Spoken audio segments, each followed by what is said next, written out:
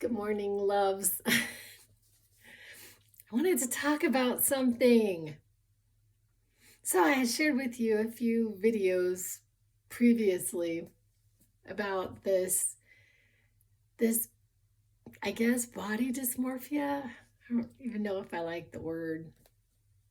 It's just like basically, I guess, a distorted view of my body, I guess. I don't know. Or maybe it's an accurate view of my body and not liking it. I don't know, one way or another. It has to do with body image. And so I've been really looking at it and doing things a little bit differently. The first step in change for me is observation. So I make a lot of observations and I start to notice, okay, what am I doing?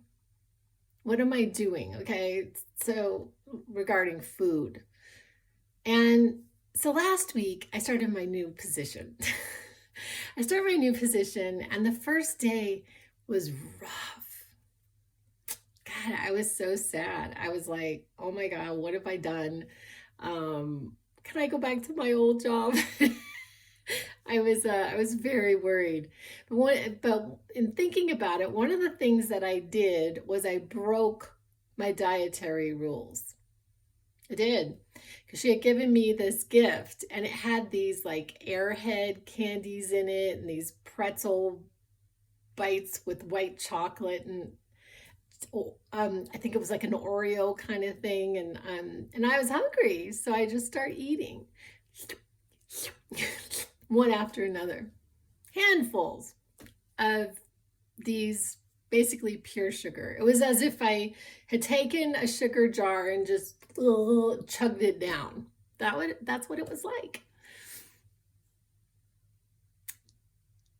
I think that may have had a whole lot to do with my mood because I had overindulged, and sugar is not good for me. I'm not sure that's good for any of us, but in particular, it's not good for me. And so that was one of the first things that I quit, and in my journey for health. I haven't talked about this in a while. I'm not even sure how much I've talked about it, but I was really sick a few years ago, like mentally, physically, in every way. I was really, really not doing well. And in an attempt to not die, because that's what I felt like death. I changed my diet. That was one of the first things I went to. And sugar was at the top of the list because it is inflammatory to our bodies. Actually, I heard that, and I'm not sure if this is true. This is something that I heard years ago, was that they had done this study on sugar in the heart, and it found that sugar is very bad for the heart, but they squelched it because of the sugar industry. Sugar industry didn't want it coming out that sugar is bad on the heart. Okay, I'm assuming that that is a true story, although I don't know for sure that it is. So I get a lot of information and I don't remember where I get it. That I got that years ago. But anyway, so Monday I indulged, and I have to tell you, I've been thinking I gotta throw them away because I didn't eat all of them, and they're sitting in the back seat of my car. And every once in a while I'm sitting there and I'm in a situation. Okay, so I'm in a situation where I'm bored. I'm in a situation where I'm stressed.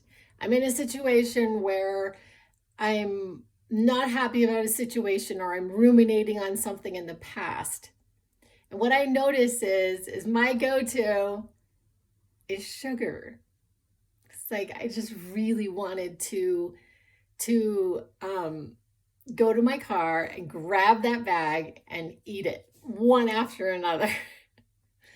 But I haven't yet, and I think I have to throw the candy away, even though I feel kind of guilty because she bought it for me. It was a gift, right? And then I was thinking about giving it to my son, but then I'm like, well, that's not right. If it's not good for me, it's not good for him either. And so I need to throw it away. I really do.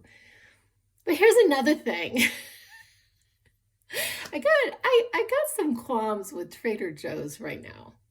I'm really disappointed. I've been shopping at that store for years, and they've just done away with some of my staples. Some of my staples, some of the things that I ate on a, like often, like I would say at least 3 times a week, I would eat. They had these Indian foods, and in particular, this saag paneer, which is kind of this creamed spinach with these cheese bits in it. And they don't make it. I haven't found it in like months. And then I found a few of them, and then now no more. Then they got rid of my mint medallions. This is a huge loss for me.